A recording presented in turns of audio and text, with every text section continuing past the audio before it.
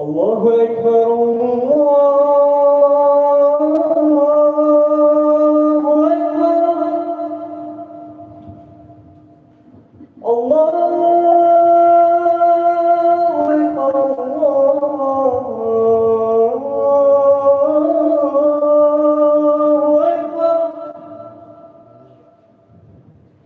أشهد أن لا إله إلا الله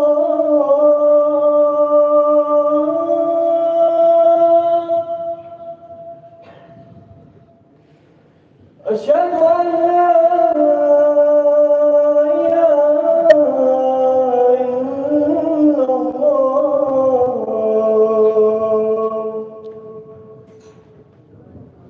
أشهد أن محمد رسول الله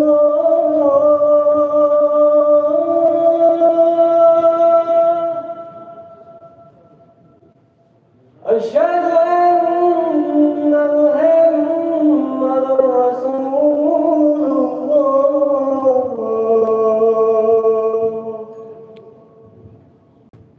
حي على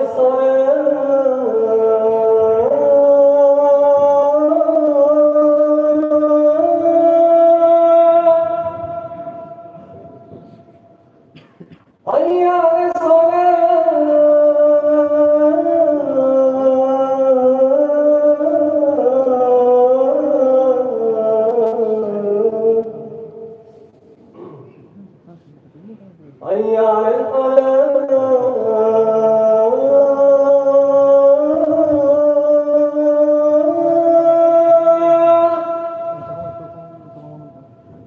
حي على حي على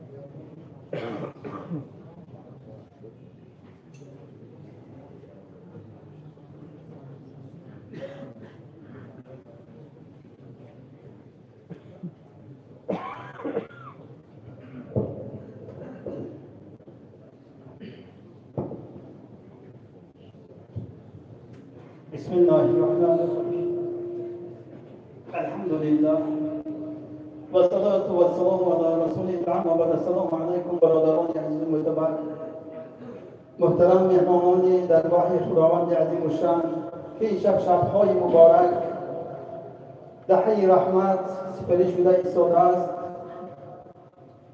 هر یک شمایان را خوش آمدید بر این درگاه خداوند. نور دیده تا جسد مختص از درگاه پروردگار عظیم الشان برسان به جایان بشن که هر یک حاضر بودگان خدماتشان و حسنات و برکات عطا فرماید. این نعمت‌های بسیار بزرگ هست که ما و شما خداوند نصیب‌دار گردانیده است که در خداوند با آمده سر ماه سجده و گذاشته ایستاده که یک مرحمت بزرگ خداوند برای هر که ما و شما بوده است که نصیب‌دار گردانیده است. تنجی آرامه دولت ما کشور پایدار و استوار گرداند. هر که ما و شما آگاه هستیم که مهمانان عالی قدر تشریف آوردند در ولایت ما یک چند روز اینجا منحنی شب نیست.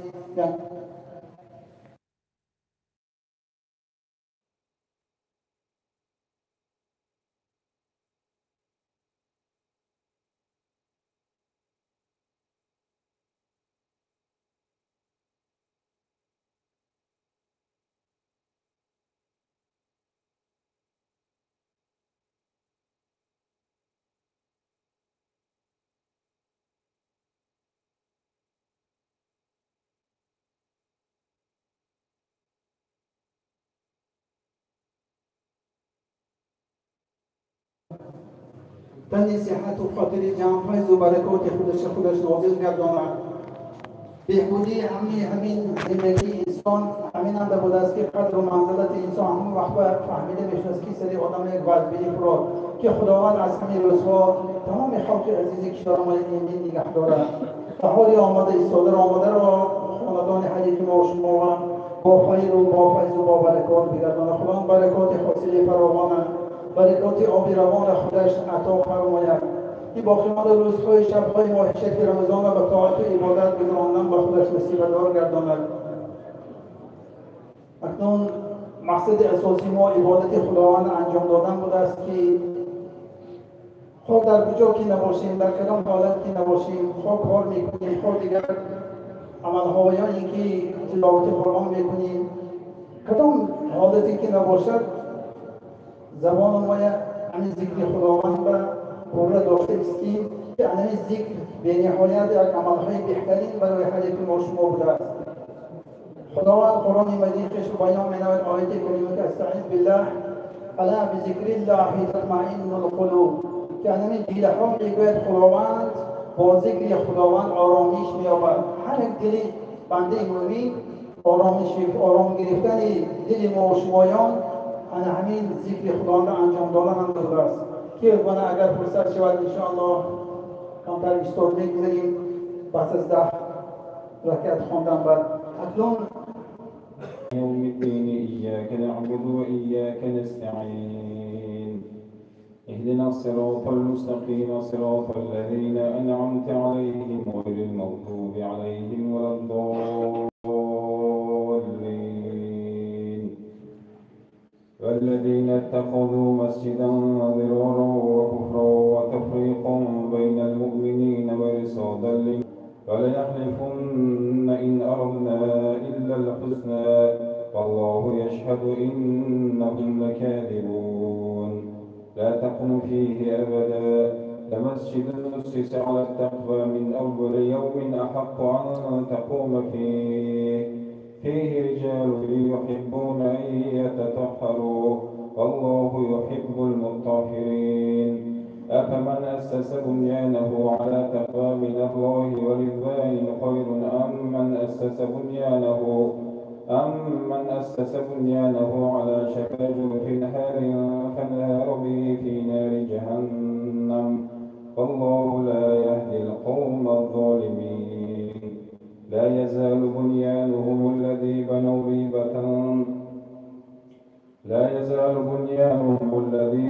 ريبة إلا أن تقطع قلوبهم والله عليم حكيم إن الله اشترى من المؤمنين أنفسهم وأموالهم بأن لهم الجنة يقاتلون في سبيل الله فيقتلون ويقتلون وعدا عليه حقا في التوراة والإنجيل والقرآن ومن أوفى بعهده من الله فاستبشروا ببيعكم الذي بايعتم به فذلك هو الفوز العظيم. الله أكبر.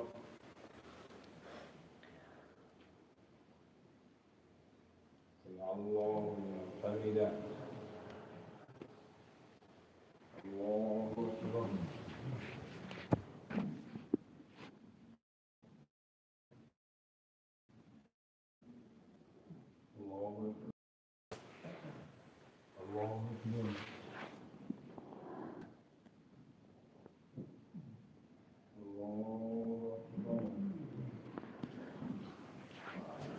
الحمد لله رب العالمين الرحمن الرحيم مالك يوم الدين إياك نعبد وإياك نستعين اهدنا الصراط المستقيم صراط الذين أنعمت عليهم غير المغضوب عليهم ولا الضالين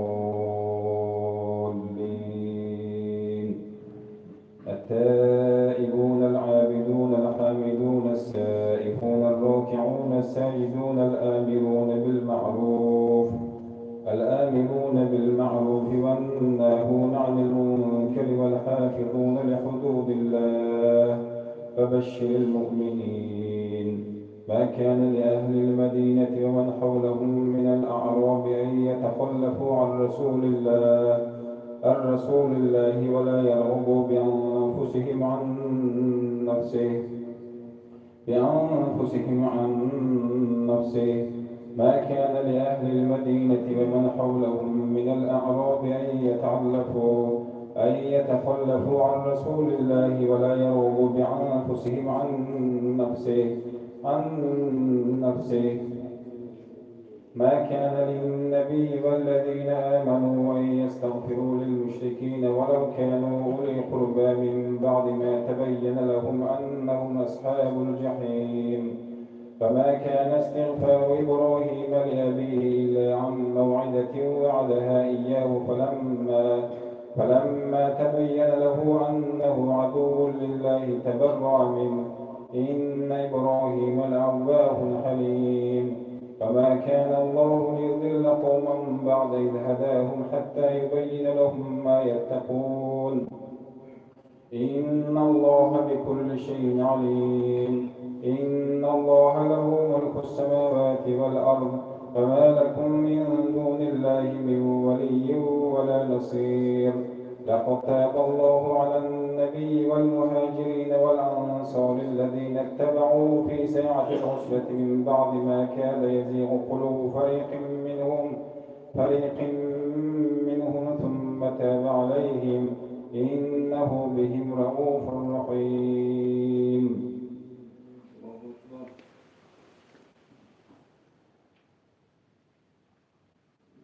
الله لمن حمده الله أكبر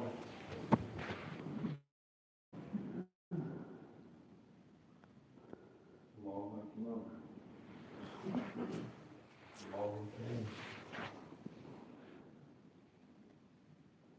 الله أكبر الله أكبر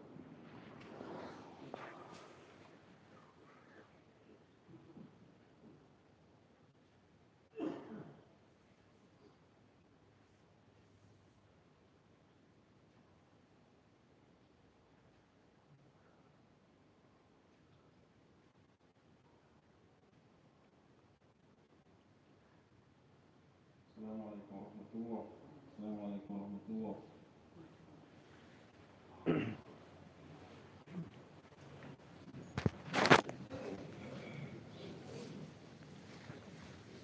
الله أكبر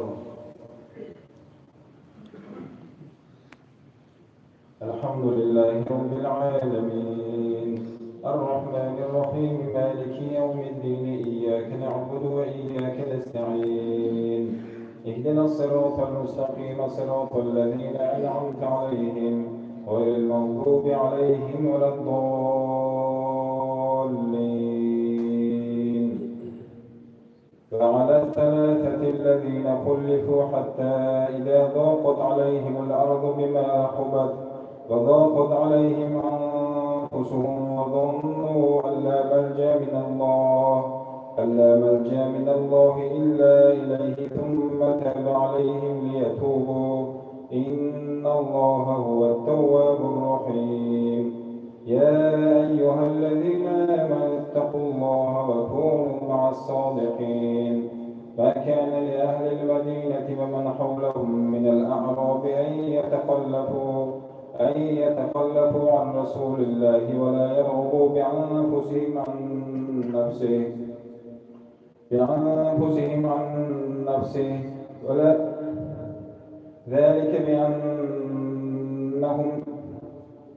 ذلك بأنهم لا يصيبهم ظمأ ولا نصب ولا مخمصة في سبيل الله في سبيل الله ولا يقطعون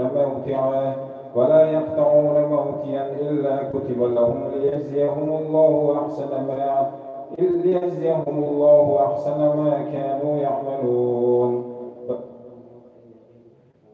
ولا ينفقون نفقة صغيرة ولا كبيرة ولا يقطعون موتيا إلا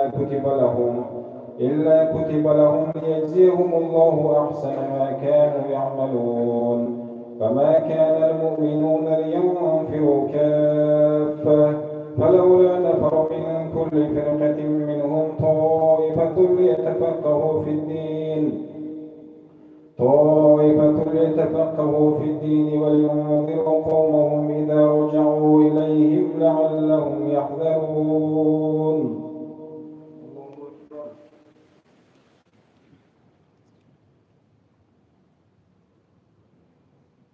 الله لمن حمده. الله أكبر.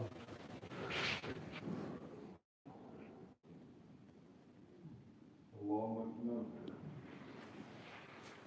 الله أكبر.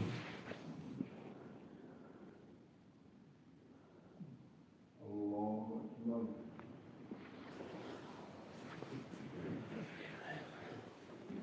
الحمد لله رب العالمين الرحمن الرحيم مالك يوم الدين إياك نعبد وإياك نستعين اهدنا الصراط المستقيم صراط الذين أنعمت عليهم غير المغضوب عليهم ولا الضالين.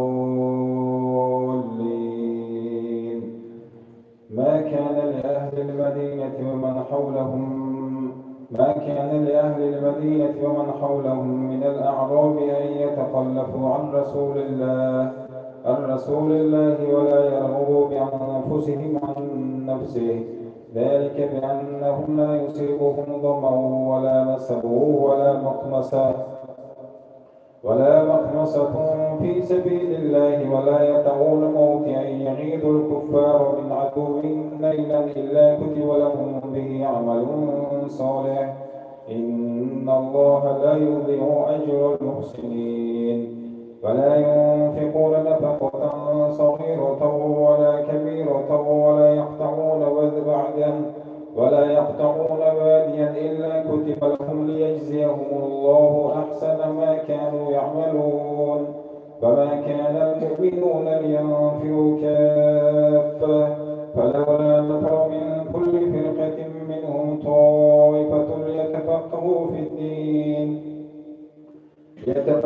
في الدين ولينذروا قومهم إذا رجعوا إليهم لعلهم يحذرون. يا أيها الذين آمنوا قاتلوا الذين لا يلونكم من الكفار وليجدوا فيكم غلظة واعلموا أن الله مع المتقين. فإذا ما أنزلت سورة فمنهم من يقول أيكم زادته هذه إيمانا فأما الذين آمنوا فزادتهم إيمانا وهم يستبشرون وأما الذين في قلوبهم مرض فزادتهم رجسا إلى رجسهم وماتوا وهم كافرون. أولا يرون أنهم يفتنون في كل عام مرة أو مرتين ثم لا يتوبون ولا هم يذكرون.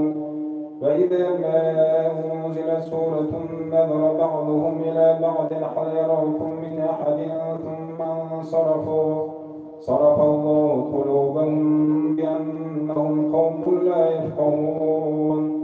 لقد جاءكم رسول من أنفسكم عزيز عليه ما عنتم حريص عليكم بالمؤمنين رؤوف رحيم. فإن تولوا فقل حسبي الله لا إله إلا هو عليه توكلت وهو رب العرش العظيم. الله أكبر.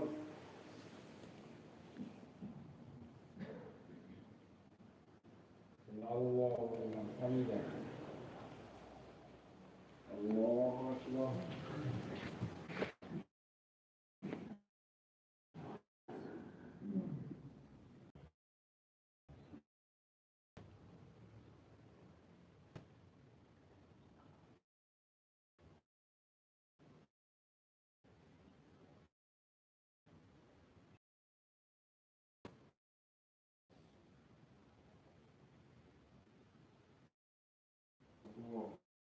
إياك نستعين إلى رجل منهم الناس وبشر قال كافرون إن حلم مبين ثم استوى على العرش الله إنما يعيده للشمس والقمر نورا فقدره منازل حساب ما خلق الله إلا بالحق الآن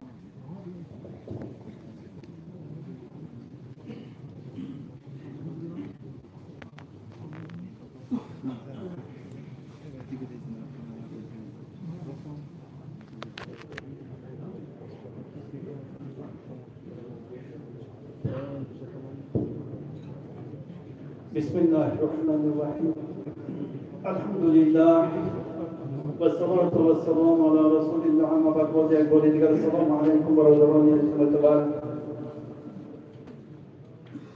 این شب کمتر درباره ذکر خداوند صحبت میکنیم بلکه در باره ذکر کردیم خداوند در سوره رعد آیه 28 بیان می‌نماید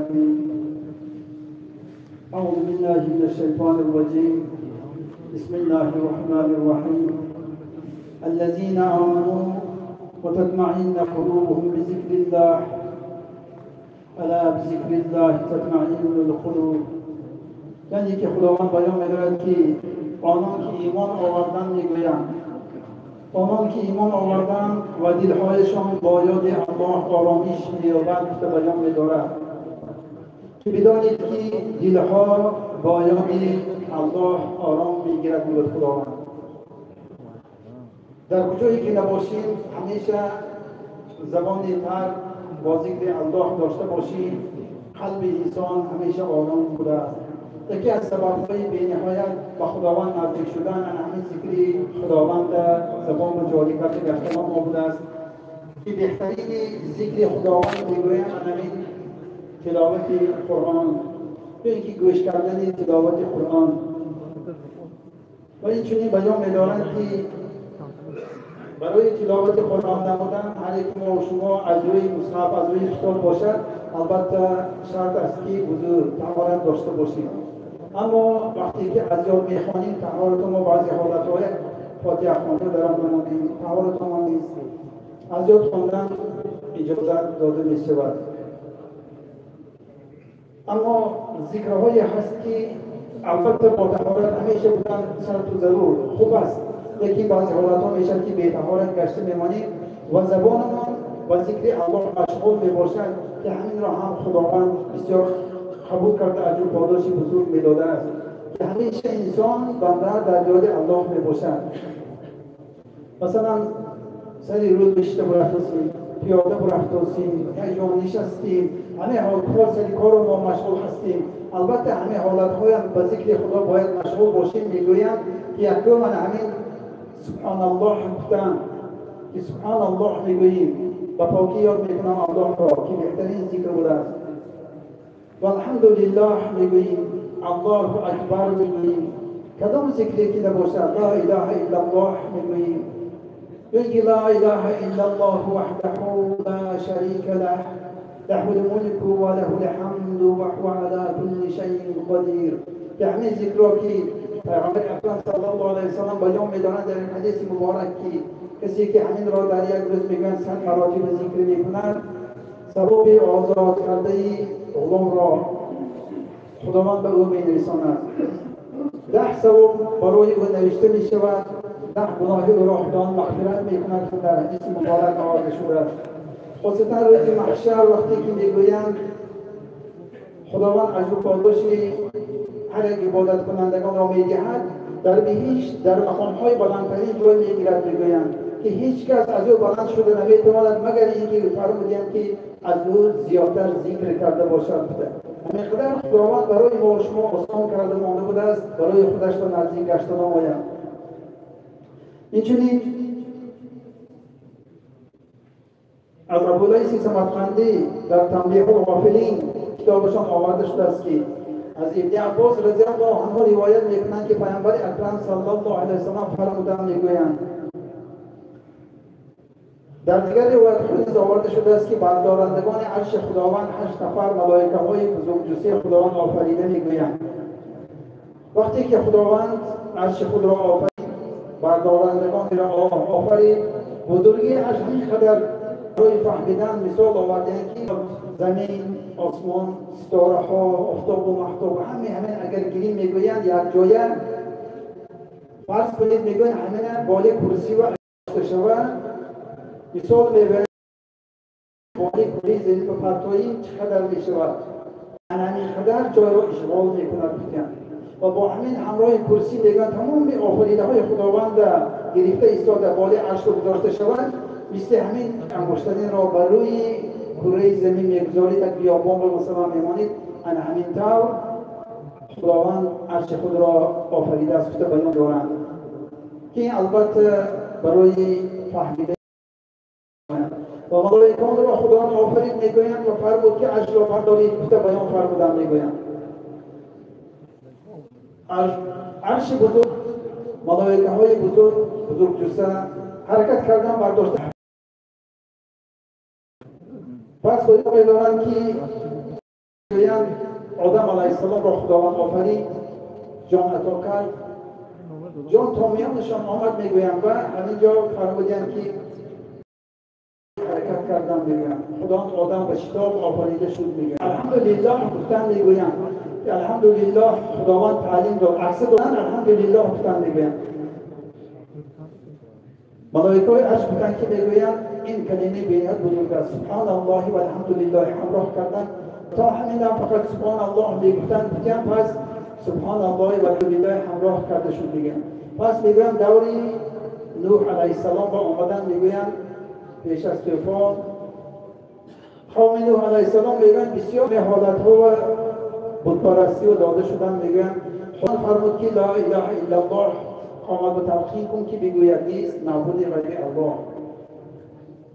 نوح علیه السلام تعلیم دادن فرشتگان بزرگ میگویند که این هم بسیار از خداوند فرمود الحمدلله و لا اله الا الله گفتن میگویند پس آوردن تا دوری حضرت ابراهیم خلیل الله اسماعیل علیه السلام که قربانی خداوند امر کرد بودند کار نبودیدند کار را به سنگ زدن سنگ را برید ولیکن گیسوی مبارکی حضرت اسماعیل علیه السلام را نبرید و همینجا میگویند حضرت جبرئیل علیه السلام با فرمان خداوند یک خوشخوار را از جنت آوردند و الله اکبر گویند وقتی که وارد شدند به نزد ابراهیم خلیل الله فرشتگان عرش گفتند که میگویند اینم خداوند تقدیم الله و الحمدلله و لا اله الا وقتی که این حادثه را جبرئیل علیه السلام با پیغمبر اکرم محمد مصطفی صلی الله علیه و بیان فرمودند میگویند پیغمبر اکرم صلی الله علیه و سلم گفتند که لا حول ولا قوة الا بالله الله و با فرمان خداوند میگویند جبرئیل علیه السلام گفتند که همین را نیز همراه کنید گفتند و همین طور میگویند به امتان رسول اکرم صلی الله علیه و سلم تلقین کرده شد که لا اله سبحان الله والحمدلله و لا اله الا الله والله اکبر لا حول ولا قوة الا بالله ذکر کلمه تمجید را انجام میدهد اجر پاداش آدم بعضی ها میشد که یک مشکلات سری آدم فرامده میماند هیچ خیلی که در یک حدیث مبارک از صحابگان کرام آمدند یا رسول الله فرزند من در دست دشمن اسیر افتاده است مادرش بسیار گریه و زاری میکند چه مصلحت گفتند که میگن بسیار همین کلمه تمجید را الا بالله العظیم تلقین کردند آمد زوجشان با گفتند میگویند که چقدر پیغمبر صلی الله علیه و سلم کلمه بزرگی را با تلقین کردند پس از مدتی گذشته میگویند ذکر میکردند زن و شوهر که فرزندشان از دست دشمن آزاد شده از دست مشرکان برآمده باز اکرامه کلام هر یکی ما و شما همین دعا بوده است که دعای مادر وقتی که در فخر فرزند انجام داده می شود حتی در یک روایت آمده که بنده دعا میکند از قفای 70 قوت پرده خداوند میشود وقتی که پدر یا مادر در حق فرزند میکند تنها یک قبط پرده با بین خداوند تو پدر و مادر باقی میماند که همینقدر دعای پدر و مادر بزرگیش چقدر بس که خداوند خودش میفرماید که مادر انجام دهید رازگی خداوند نموده است اینچنین در دیگر حدیث مبارک پیغمبر صلی الله علیه و آله بیان می‌دارند که فرق بین و جا کنندگان مانند فرق زنده ها و مرده ها است گفتیم. مفسران میگویند که حتی بعضی خانه ها میشه که خانه های مرده میگویند. فرمودش که خانه های مرده به سؤال کنند گفتند که در آن خانه هیچ ذکر خداوند انجام داده نمیشود. نه نماز میخوانند، نه ذکر خداوند را حتی به یاد نمیبرند میگویند. این خانه ها مرده گفتیم و شخصانی که در همانجا استقامت میکنند شخصانی مرده در خانه های مرده تحت بیان فرمودند. یعنی رسول زبان ما ذکر خداوند بطر نباشد همون مرده که نزد خداوند برابر بوده است که از ما هیچی منفیتی میکنیم. خداوند عبادتش انجام میتیم نمیتیم برای خداوند یگان ذره نفایده است نه زیان، لیکن آنچه که میکنیم تنها برای خدا ما میکردیم. بهترین ذکر اینجا گفتن لا اله الا الله. همین کلمه لا اله الا الله بهترین ذکر حساب شده است. در نام خالی شد حتی من تفکر میکنم برای مایتان 2000 مراتبگی ذکر من یک دوست شرخش شما بودن آنده همچی میگن که مراتبه لا اله الا الله آماده نمودن که بیان که خدا اجر خود باشه. بهترین ذکر بگن لا اله الا الله و بهترین دعا الحمدلله شکر و سپاسگزاری میکنیم الله بزرگ را که همین بیان فرمودن که ما شما خداوند آسان کرده مانده است. همین برای به دست آوردن ثواب‌های زیاد بوده است. ابو موسی زینه‌های جنت را نشان دهند. البته گفتن یا رسول الله فرمودند لا حول ولا قوة الا بالله را بسیار ذکر کن گفتند خزینه‌های جنت. حتی پیامبر اکرم صلی الله علیه و آله وقتی که به معراج آمده بودند در جنت میگویند که دیدن حصرها پشت ایستادن فرشتگان میگویند کار کردوسیان بعضیشان نشستیان میگن دم میکشیان. پرسیدم که یا جبرئیل یا برادر برای چی اینها بعضی‌هاشون کار میکنن بعضی‌هاشون نه. خشت‌های آن خطها میگن یکیش عبدالله یکیش از نقره میگویند. جبرئیل علیه السلام فرمودند که میگویند این خشت‌ها را امتان شما میفرستند.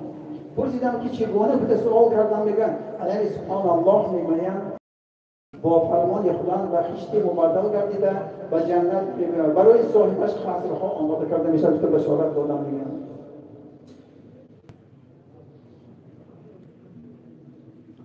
اینچنین ابن ابی وقاص بیان میفرمایند باری میگویند خدمت رسول اکرم صلی الله علیه و سلم را اجرا میکردم که پیغمبر صلی الله علیه و سلم پرسیدند که کسی از شمایان هر روز میتواند 1000 عمل نیک را انجام دهد؟ یکی اهم صحبتان گفتند یا رسول الله این مگر اجرا شونده است؟ که سوال کردن میگن چطور اجرا میکنند؟ پیغمبر اکرم صلی الله علیه و سلم فرمودند میگن الله را ستایش نموده سبحان الله را عملی نیک انجام دادگی نامه اعمال شما ثبت کرده میشه که بیان فرمودند میگن عموما کدام ذکری که نباشد خداوند کدام ذکر آسان گردانده باشه بهترینش تلاوت قرآن باقی مانده همین دست ما کار ببند باشدم بسم الله میگیم الحمدلله میگیم الله اکبر الله کدامش که نباشد اگر ذکر کنیم زبانی تر داشته باشیم همیشه ما خداوند رو نزدیک کنیم و خداوند همیشه دستگیری ما شما بود است. دعا کنیم خداوند یکیشان تا آتو عبادت عزیزان اهل جماعت ما درگاه به قبول و مستجاب بگردانیم. همیشه اهل جماعت ما یا ذکر خودت به مشغول بودن و نصیب داد گردانیم. اجر پاداش هایی که در این ماه شریف رمضان وعده فرمودی هر یک اهل جماعت ما اهل خانه گردانی جمله مراد و محصولین یک آشنا برای سالم و سالم اخذینی غیبش بودش عطا فرماید فرزند الله با خدا و فرزند صالح سالم و سالم عطا فرماید نجات خطگاران عطا فرماید ربنا آتنا في الدنيا حسنة وفي الآخرة حسنة وقنا عذاب النار برحمتك يا أرحم الراحمين.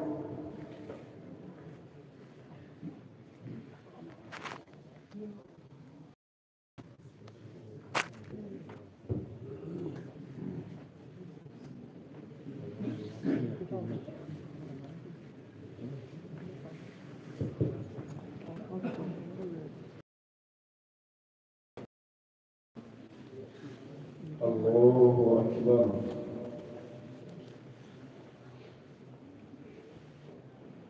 الحمد لله رب العالمين الرحمن الرحيم مالك يوم الدين إياك نعبد وإياك نستعين اهدنا الصراط المستقيم صراط الذين أنعمت عليهم غير المغضوب عليهم ولا الضالين. إني أخاف إن عصيت ربي عذاب يوم عظيم. شركائكم من يبدأ الخلق ثم يعيده. قل هل من شركائكم من يهدي إلى الحق؟ قل الله يهدي للحق. أفمن يهدي إلى الحق أحق أن يتبع من لا يهدي؟ فما لكم كيف تحكمون؟ فما يتبع أكثرهم إلا الظن إن الظن لا يغني من الحق شيئا إن الله عليم بما يفعل. ولكن تصديق الذي بين يديه وتفصيل الكتاب لا ريب فيه من رب العالمين. أم يقولون افترى سورة مثله وادعوا من استطعتم من دون الله إن كنتم صادقين. بل كذبوا بما لم يحيطوا بعلمه كذلك كذب الذين من قبلهم فانظر كيف كان عاقبة الظالمين.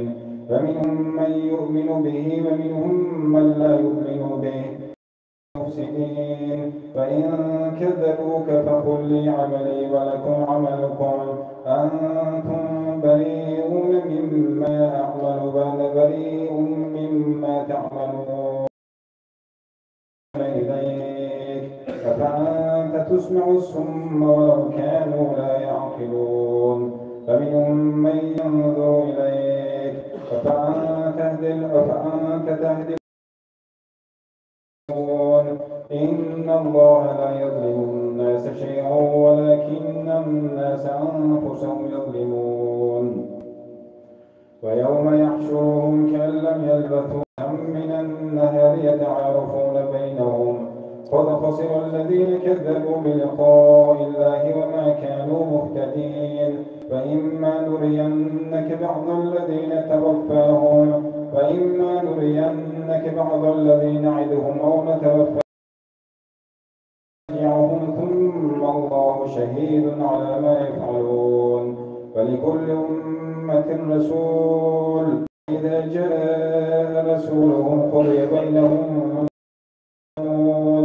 ويقولون متى هذا الوعد إن كنتم صادقين.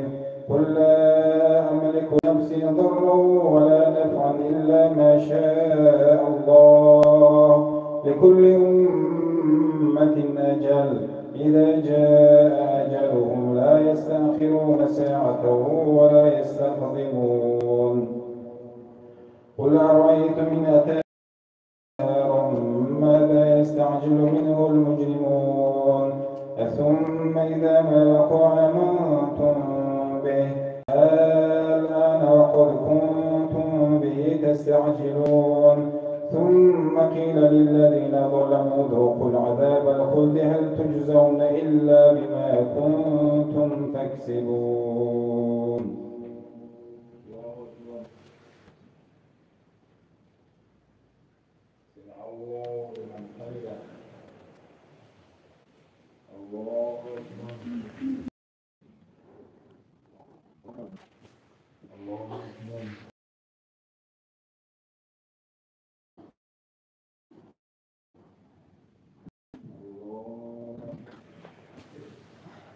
الحمد لله رب العالمين الرحمن الرحيم مالك يوم الدين إياك نعبد وإياك نستعين. اهدنا الصراط المستقيم صراط الذين أنعمت عليهم غير المغضوب عليهم ولا الضالين. ويستنبئونك حق هو قل إي وربي إنه لحق فما أنتم بمعجزين. ولو أن لكل نفس ظلمت ما في الأرض لافتدت به فأسروا الندامة لما رأوا العذاب فقضي بينهم بالقسط وهم لا يظلمون. ألا إن لله ما في السماوات والأرض ألا إن وعد الله حق ولكن أكثرهم لا يعلمون يا أيها الناس قد جاءتكم موعظة من ربكم وشفاء لما في الصدور ورحمة للمؤمنين قل بفضل الله وبرحمته فبذلك فليفرحوا هو خير مما يجمعون قل أرأيتم ما أنزل الله لكم من رزق فجعلتم منه حراما وحلالا قل الله أذن لكم أم على الله تفترون ومن ظن الذين يفترون على الله الكذب يامه إن الله لذو فضل على الناس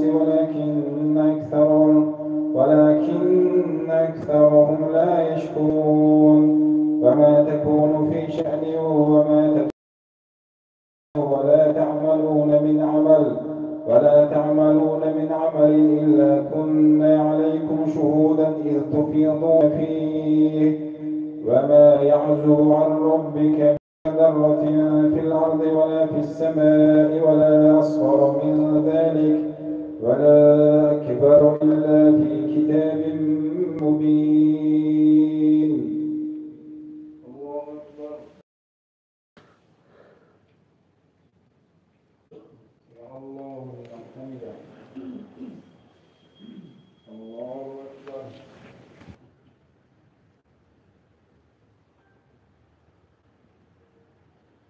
السلام عليكم ورحمة الله.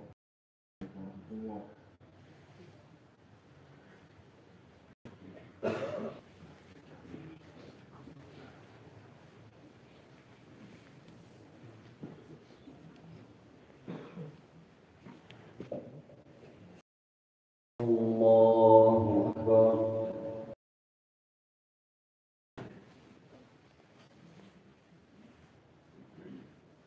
الحمد لله رب العالمين الرحمن الرحيم إياك نعبد وإياك نستعين اهدنا الصراط المستقيم صراط الذين أنعمت عليهم غير المغضوب عليهم ولا الضالين.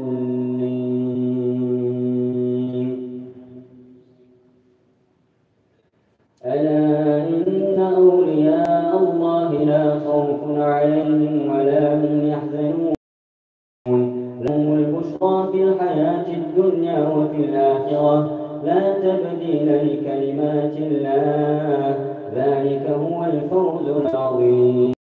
ولا يحزنك قولهم إن العزة لله جميعا هو السميع العليم.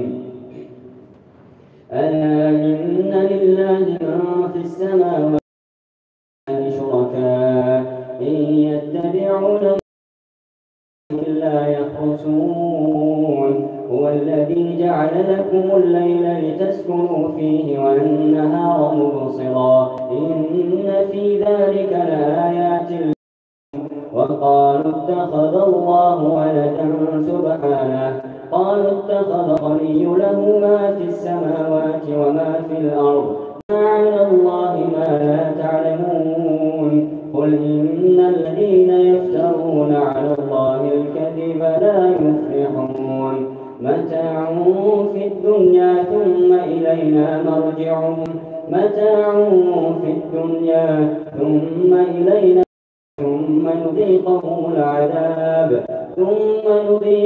العذاب الشديد بما كانوا يكفرون. واتل عليهم إن كان كبر عليكم مقامي وتذكيري بآيات الله فعلى الله توكلت فأجمعوا أمركم ثم لا يكن أمركم إلي ولا تنذرون. فإن توليتم فما سألتكم إلا على الله وأمرت أن أكون من المسلمين فكذبوه فنجيناه ومن معه في الفلك وجعلناهم خلائف وأغرقنا الذين كذبوا بآياتنا فانظر كيف كان عاقبة المنذرين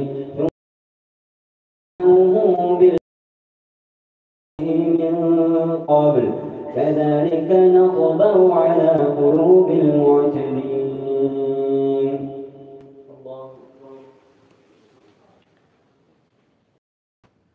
سمع الله لمن حمده. قالوا أجئتنا لتلهانا وتكون لكما الكبرياء في الأرض وما نحن لكما بمؤمنين. لكما الكبرياء في الأرض وما نحن لكما بمؤمنين. وقال فرعون ائتوني بكل ساحر عليم. فلما جاء السحرة قال لهم موسى ألقوا ما أنتم ملقون. ألقوا قال موسى ما جئتم به السحر إن الله سيبطله إن الله لا يصلح عمل المفسدين ويحق المجرمون. فما آمن لموسى إلا ذرية من قومه على خوف من فرعون وملئهم أن يفتنهم وإن فرعون لعال في الأرض وإنه لمن المسرفين. وقال موسى يا قوم إن كنتم مسلمين فقالوا على الله توكلنا ربنا لا تجعلنا فتنة للقوم الظالمين ونجنا برحمتك من القوم الكافرين. فما آمن لموسى ذرية من قومه على خوف من فرعون وملئهم أن يفتنهم وإن فرعون لعال في الأرض وإنه لمن المسرفين. يا قوم إن كنتم آمنتم بالله فعليه توكلوا إن كنتم مسلمين. على الله توكلنا ربنا لا تجعلنا فتنة للقوم الظالمين ونجنا برحمتك من القوم الكافرين. وأوحينا إليه أن تبوأ لقومكما بمصر بيوتا وجعلوا بيوتكم قبلة وأقيموا الصلاة وبشر المؤمنين.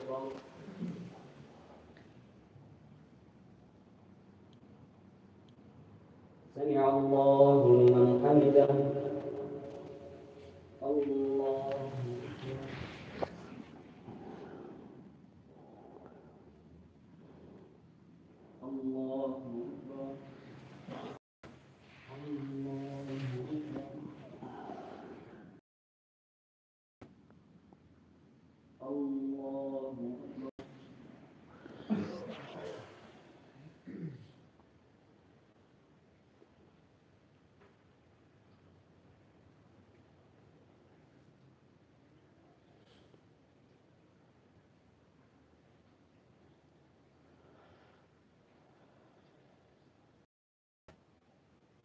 السلام عليكم ورحمة الله. السلام عليكم ورحمة الله.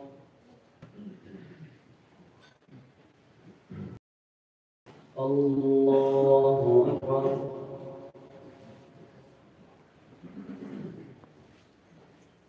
الحمد لله رب العالمين الرحيم إياك نعبد وإياك نستعين اهدنا الصراط المستقيم صراط الذين أنعمت عليهم غير المغضوب عليهم ولا الضالين. وقال موسى ربنا إنك آتيت فرعون وملأه عن سبيلك ربنا اطمس على أموالهم واشدد على قلوبهم فلا يؤمنوا حتى يروا العذاب الأليم. قال قد أجيبت دعوتكم وجاوزنا ببني إسرائيل البحر فأتبعهم فرعون وجنوده بغيا وعدوا حتى إذا أدركه الغرق حتى إذا أدركه الغرق قال آمنت أنه لا إله إلا الذي آمنت به بنو وأنا من المسلمين. الآن وقد عصيت قبل وكنت من المفسدين فاليوم ننجيك ببدنك لتكون لمن خلفك وإن كثيرا من الناس ورزقناهم من الطيبات فما اختلفوا حتى جاءهم الحق ولقد بوأنا ببني إسرائيل مبوأ صدق ورزقناهم من الطيبات فما اختلفوا حتى جاءهم العلم إن ربك يقضي بينهم يوم القيامة فيه يختلفون. فإن كنت في شك مما أنزلنا إليك فاسأل الذين يقرؤون الكتاب من قبلك لقد جاءك الحق من ربك فلا تكونن من الممترين ولا تكونن من الذين كذبوا بآيات الله فتكون من الخاسرين. إن الذين حق عليهم كلمة ربك لا يؤمنون ولو جاءتهم كل آية حتى يروا العذاب الأليم. الله أكبر.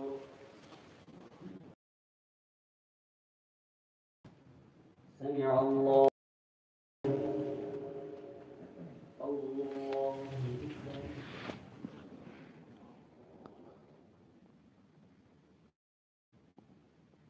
الله أكبر.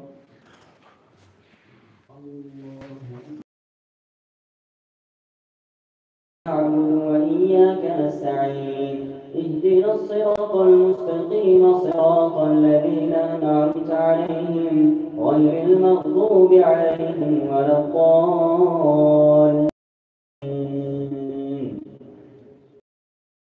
آمنت فنفعها إيمانها إلا قوم يونس لما آمنوا كشفنا عنهم عذاب الخزي في الحياة الدنيا إلى حين ولو شاء ربك لآمن من في الأرض كلهم جميعا أفأنت تكره الناس حتى يكونوا مؤمنين وما كان لنفس أن الذين لا يؤمنون قل انظروا ماذا في السماوات والأرض وما تغني الآيات والنذر عن قوم لا يؤمنون فهل ينتظرون إلا مثل أيام الذين خلوا من قبلهم قل فانتظروا معكم من المنتظرين. إن آمنوا كذلك حقنا ننجي المؤمنين.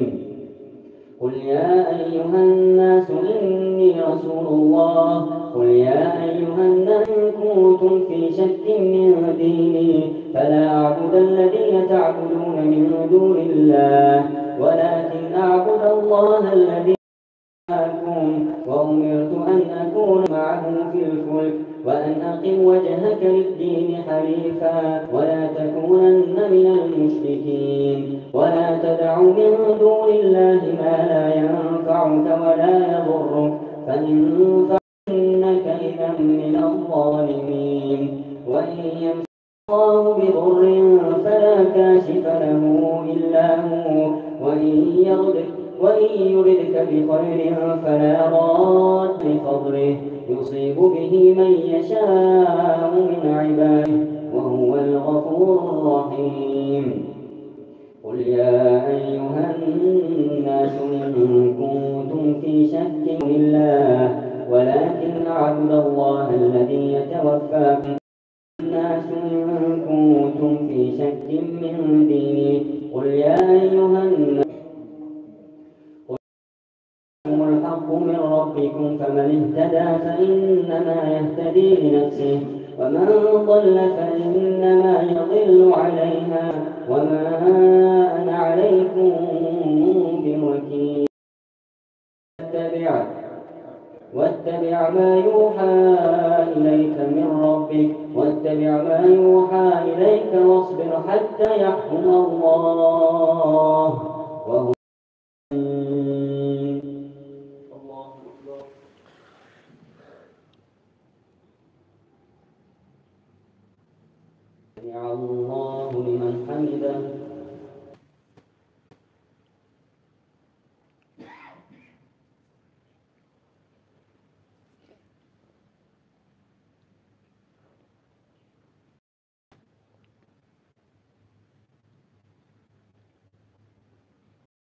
السلام عليكم ورحمة الله.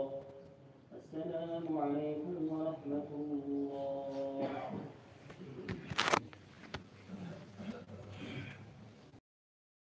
الله أكبر.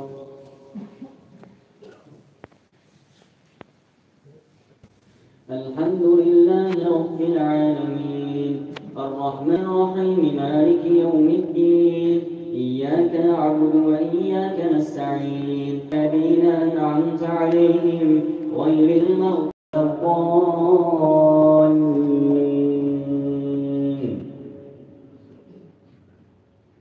ألف لام كتاب محكمت آيات حكيم خبير ألا تعبدوا إلا الله إنني لكم من نذير وبشير وأن استغفروا ربكم إليه يمتعكم متاعا حسنا إلى أجل مسمى ويؤتي كل ذي فضل فضله وإن تولوا فإني أخاف عليكم عذاب يوم قدير.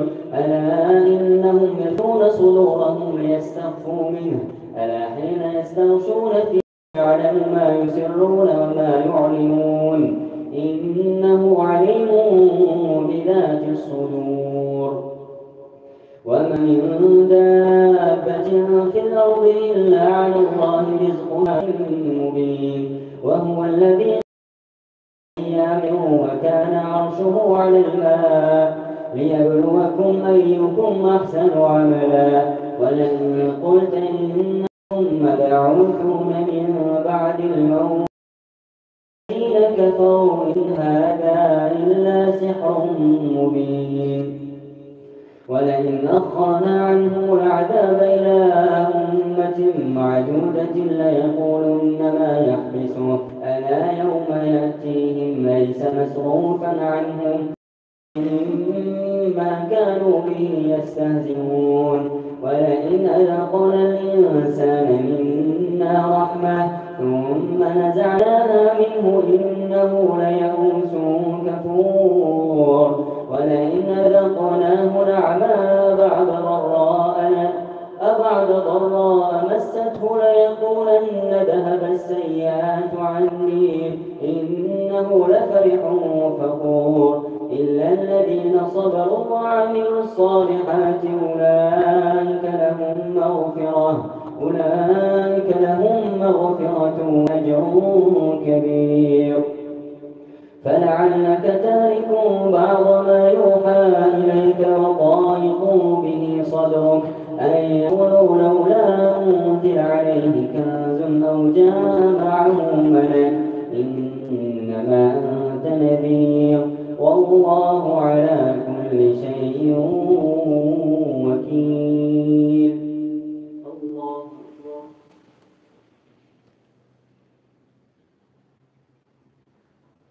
سمع الله لمن حمده. الله أكبر.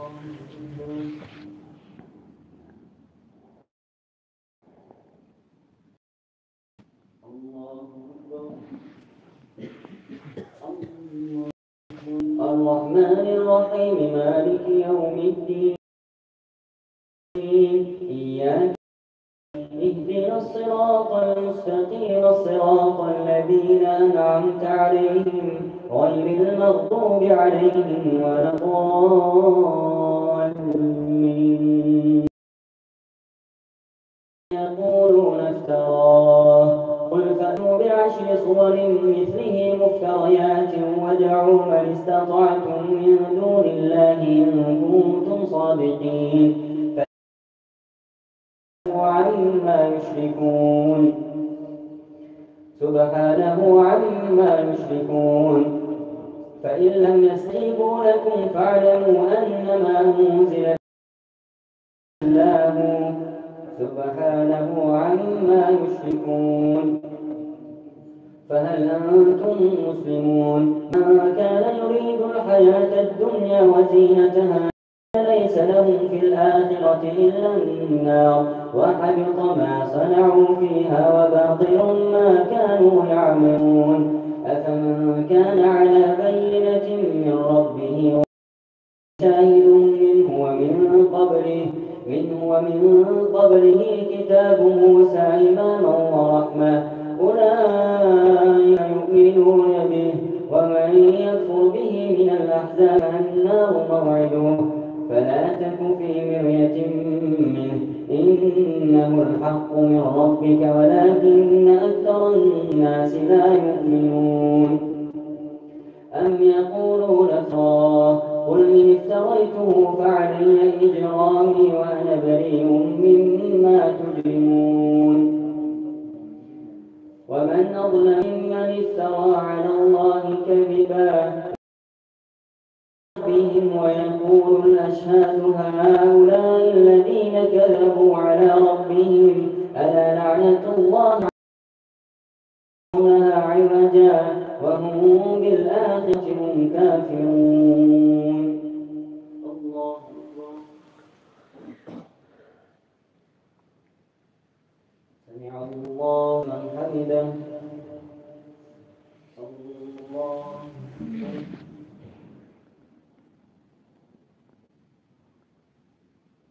الله أكبر.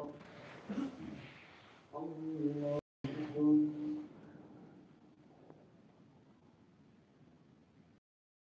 الله أكبر.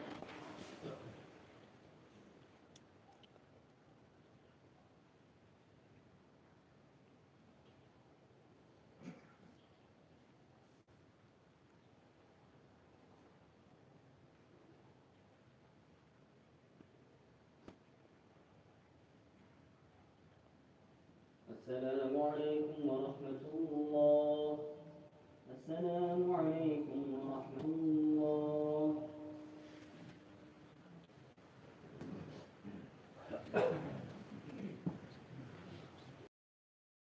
الله أكبر.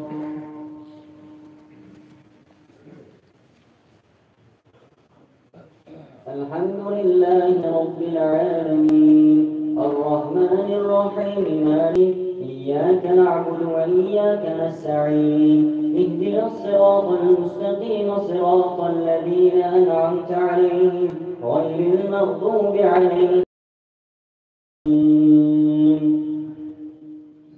أولئك لم يكونوا معجزين في الأرض وما كان لهم من دون الله من أولياء يضاعف لهم العذاب ما كانوا يستطيعون السمع وما كانوا يبصرون أولئك الذين خسروا أنفسهم وضل عنهم ما كانوا يفترون لا جرم أنهم في الآخرة هم الأخسرون إن الذين آمنوا الجنة هم فيها خالدون مثل الفريقين كالأعمى والأصم والبصير والسميع هل يستويان مثلا أفلا تذكرون ولقد أرسلنا نوحا إلى قومه إني لكم نذير مبين ألا تعبدوا إلا الله إني أخاف عليكم عذاب يوم أليم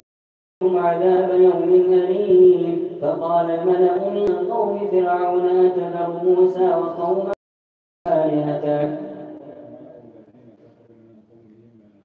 فقال الملأ الذين كفروا من قومه ما نراك إلا بشرا مثلنا وما نراك اتبعك إلا الذين هم أرادلنا بادي الرأي وما نرى لكم علينا من فضل بل نظنكم كاذبين قال إن كنت على بينة من ربي وآتاني رحمة من عنده فعلى كارهون ويا قوم لا أسألكم عليه مالا إن أجري إلا على الله الذين آمنوا إنهم ملاقو ربهم ولكني أراكم قوما تجهلون ويا قوم من ينصرني من الله إن طردتهم أفلا تعلمون ولا أعلم الغيب ولا أقول للذين تزدري أعينكم لن يؤتيهم الله خيرا الله أعلم بما في أنفسهم إن الظالمين إني إذا لفي ضلال مبين. وقالوا يا نوح قد جادلتنا فأكثرت جدالنا فأتنا بما تعدنا إن قال إنما يأتيكم به الله إن شاء وما أنتم بمعجزين. ولا يريد أن يغويكم هو ربكم وإليه ترجعون. أم يقولون افتريته فعلي إجرامي وأنا بريء مما تجرمون. فأوحي إلى نوح أنه لن يؤمن من قومك إلا من قد آمن فلا تبتئس بما كانوا يعملون ولا تخاطبني في الذين ظلموا إنهم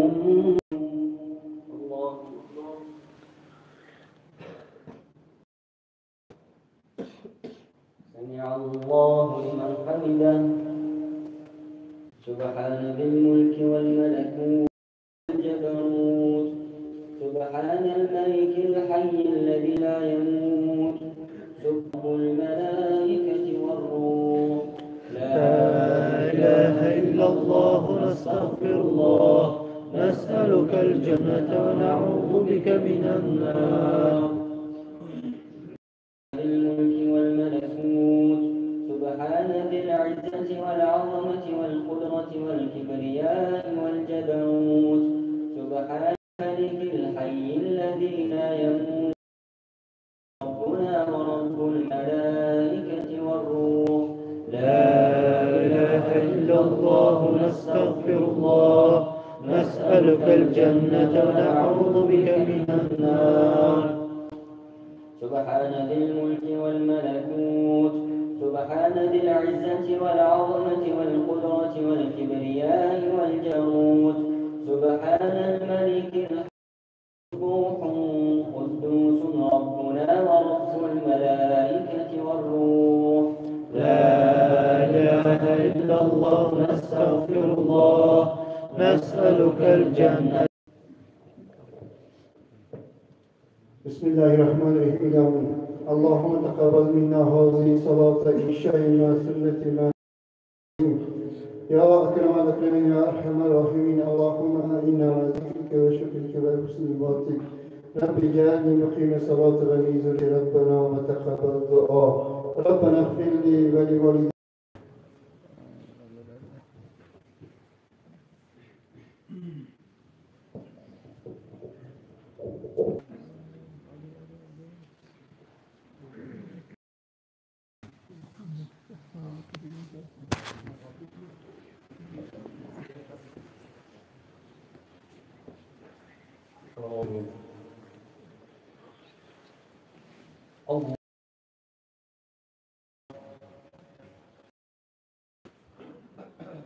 الحمد لله رب العالمين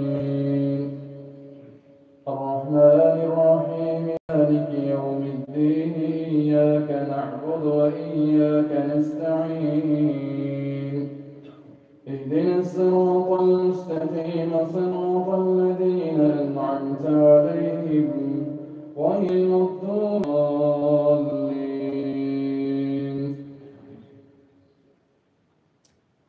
إذا جاء نصر الله والفتح ورأيت دين الله أفواجا فسبح بحمد ربك واستغفره إنه كان توابا.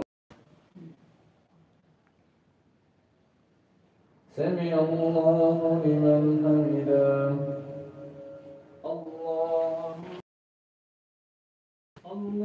الحمد لله مالك يوم الدين إياك نعبد وإياك نستعين اهدنا الصراط المستقيم صراط الذين أنعمت عليهم غير المغضوب عليهم ولا الضالين.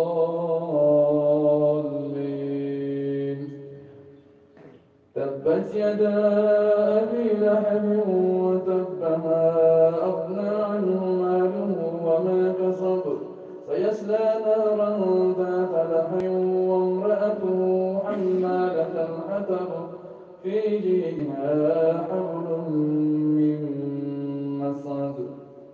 الله